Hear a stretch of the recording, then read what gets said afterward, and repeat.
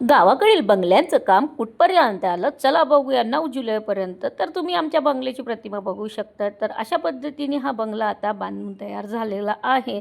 तर बंगल्याचं काम कसं कसं झालेलं आहे चला बघूया पुढे.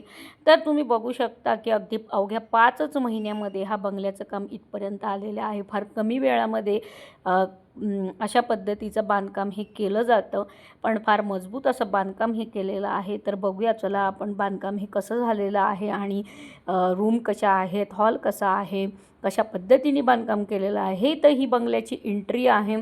तुम्ही बघू शकता हॉलमधूनच एक मोठी खिडकी आहे. हा प्रशस्त असा दरवाजा आहे. हा हॉल आहे आणि हॉलमधूनच असा जिना आहे जो गच्चीवरती आपण जाऊ शकतो.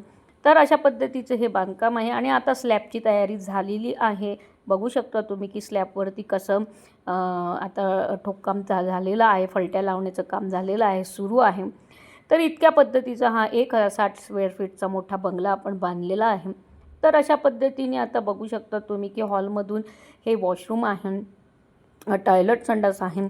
त्यानंतर तुम्ही बघू शकता की इकडनं आपण डाव्या हाताला जाते हे किचनसुद्धा प्रशस्त आहे. म्हणजे व्हेंटिलेशनसाठी समोरून खिडकीसुद्धा दिलेली आहे. तर हा हॉल आहे. हॉलमधून आल्यानंतर इथे हॉललाच अटॅच आई व पप्पांची बेडरूम आहे. तिथे एक वरती पोटमाळा दिलेला आहे.